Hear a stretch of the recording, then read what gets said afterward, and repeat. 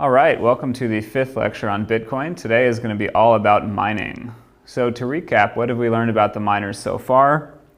Well, we've heard about the miners quite a bit, and we know that Bitcoin depends on the miners pretty heavily to perform a couple of important roles. Of course, they validate every transaction, they build all the blocks, and we know that the miners earn some reward. Who are the miners? How did they get into this? How do they operate? What's the business model like for miners? What impact are they having on the environment? We're going to get to all those questions in today's lecture.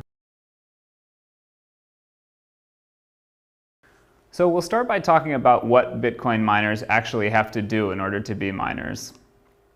And maybe before we get into that, we'll talk about some historical miners. So if you're thinking about becoming a Bitcoin miner, I wouldn't want to completely discourage you, but I'd be remiss not to tell you that this is not a get-rich-quick scheme. This is a very long haul. So looking back at some historical gold rushes, they're full of stories of young people rushing off hoping to find fortune, a lot of them losing everything that they have, some of them making it really striking it rich, but a lot of hardship along the way. This is probably my favorite example from the Klondike Gold Rush in Alaska in 1898. This gold rush all happened within a matter of 6 months, so there was a huge rush to get there for the one summer mining season. And all of these people are trudging up this snowy mountain pass with all of their equipment at the same time. Doesn't look like the easiest way to get rich, and I'll argue that Bitcoin mining is starting to look like a similar proposition. So what do you have to do to be a Bitcoin miner? In 6 easy steps?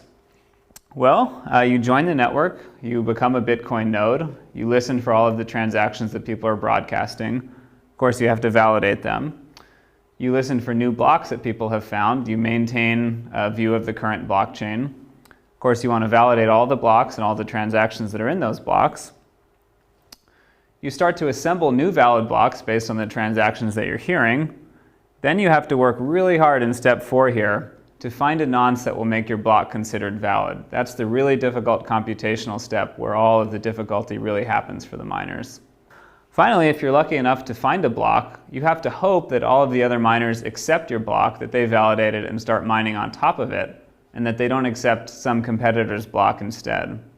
And if all of that happens, in step 6 you finally get to profit, currently to the tune of over 25 Bitcoins per block, worth about $15,000 US. And so a couple of these steps, all of the validation in particular, are what's actually useful to the Bitcoin network. So that's why we have mining at all. Miners perform this validation step. The rest of it, the profit and the race to find blocks, that's all just incentive to encourage the miners to do the validation which is necessary for Bitcoin to function as a currency. So what does the process look like for finding a valid block? Well, we'll have to look back to the data structure that we introduced 2 lectures ago and recall that there are 2 main hash-based data structures here. There's the blockchain, where each block header points to the previous block header in the chain. And then within each block, there's this Merkle tree, this hash-based binary tree of all of the transactions included within that block.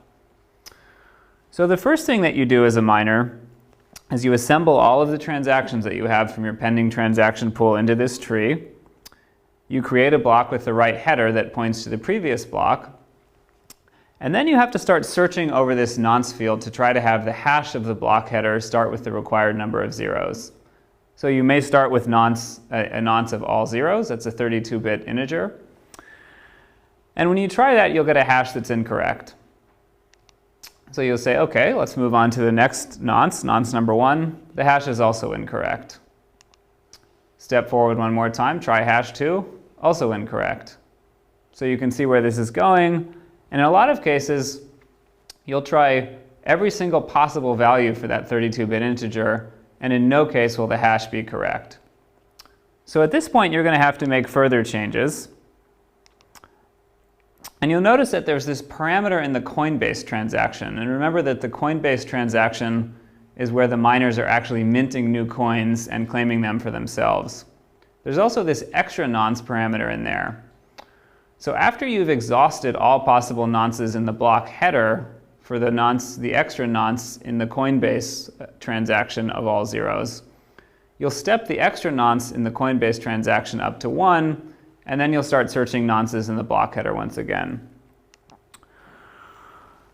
And it's important to realize that when you change that one parameter in the Coinbase transaction, the entire Merkle tree of transactions has to change. So that change will propagate all the way up. Changing the extra nonce in the Coinbase transaction is much more expensive than changing the nonce in the header for that reason. So you do that as the outer loop, and the inner loop where you're really working hard is changing the nonce in the block header. Okay, but once again, our first try didn't work here, so we'll have to keep stepping that nonce. And again, this is a really difficult computation, so the vast majority of nonces that you try aren't going to work. But eventually, if you stay at it long enough, you'll find the right combination of the extra nonce in the Coinbase transaction and the nonce in the header, and you'll find a block with a hash that starts with enough zeros to be considered valid. And this is when you want to announce it as quickly as you can and hope that you can profit from it. So I said it was difficult. Exactly how difficult is it? Well, as of today, this is the mining difficulty target. So the hash of any valid block has to be below this value here. And this is a 256-bit hash output. We're using SHA-256, the hash function, which is appropriately named. It's 256 bits. Currently, at least the first 64 bits of the hash of any valid block have to be set to 0. Overall, the current difficulty is about 2 to the 66, which is a really huge number. If we try to write it out in decimal, that's what we get. That's 84 quintillion. And this number is so big, it's difficult to even imagine. One approximation for it that you can think about is it's about the population of the Earth squared. So basically, if every person on Earth was themselves their own planet Earth with 7 billion people on it, the total number of people would be close to this number. Or another way to think about it is that if all 7 billion people on Earth shook hands with each other, fewer than 2 to the 66 total handshakes would have to take place. So this is an incomprehensibly huge number. So where did this number come from? How is the mining difficult set? It's actually chosen again every 2 weeks based on how efficient the miners were over the previous 2 weeks.